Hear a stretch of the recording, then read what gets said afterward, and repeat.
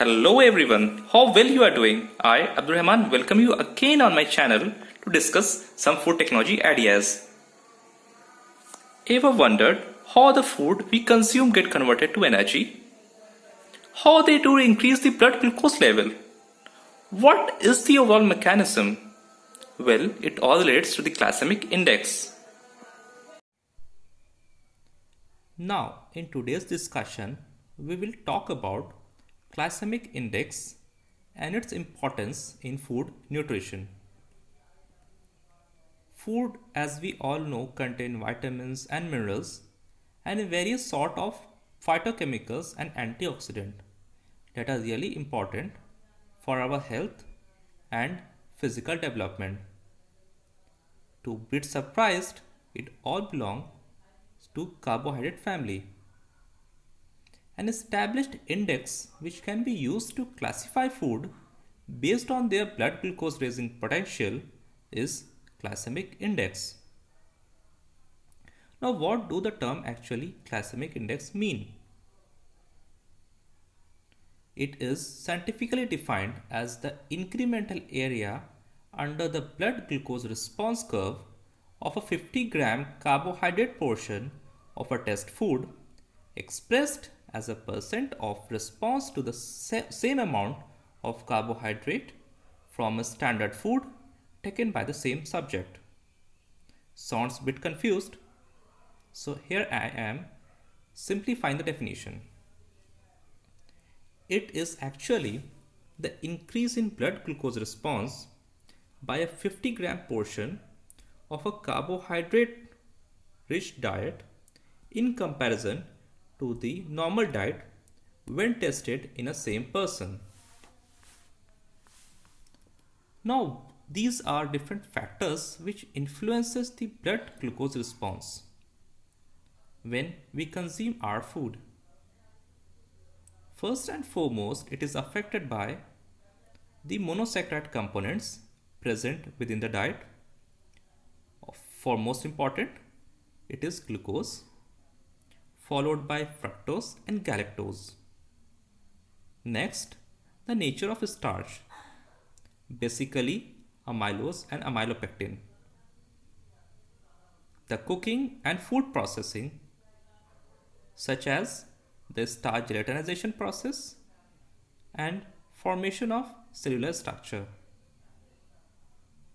There are also other factors such as fat and protein components, the amount of dietary fiber present, anti-nutrition, and the organic acids present in our diet.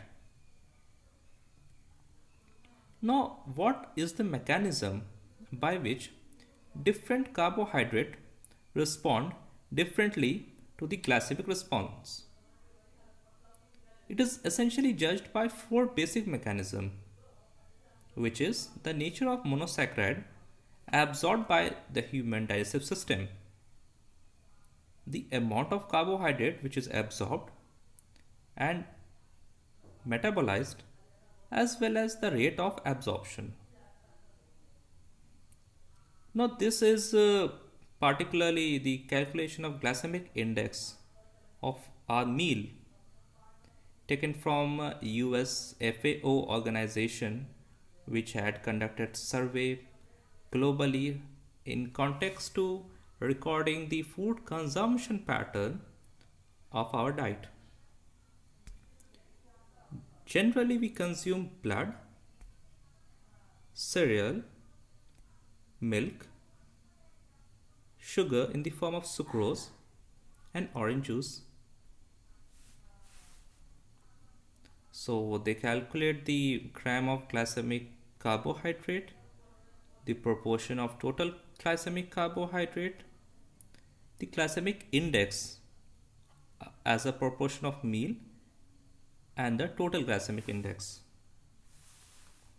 Now, glycemic index is mainly influenced by our meal.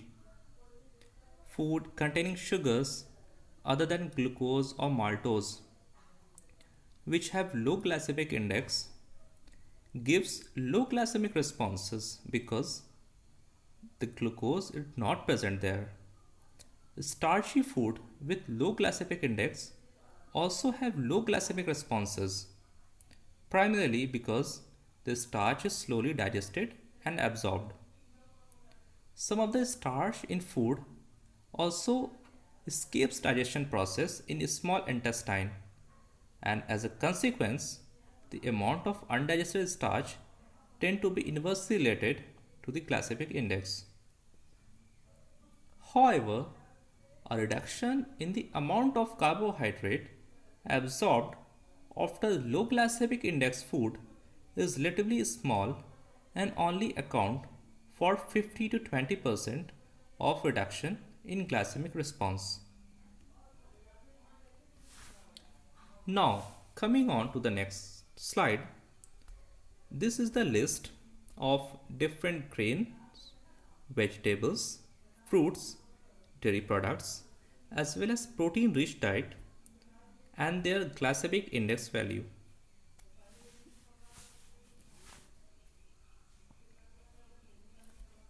Now here comes the practical application of glycemic index. It is actually just to know us the importance and the major composition of food so as to guide the food choices. It is also useful to rank food by developing ideas to categorize food based on their glycemic values.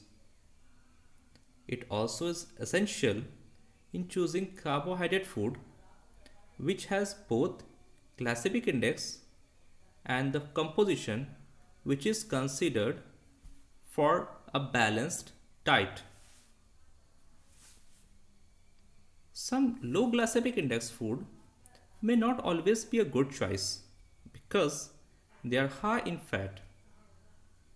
On the other hand, some high glycemic food are somewhere important because they have low energy and have high nutritional content.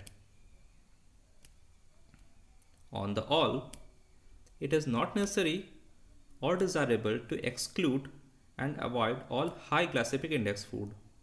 I hope you found the content informative and useful. Please share and subscribe to the channel and keep growing the food tech community. Bye bye.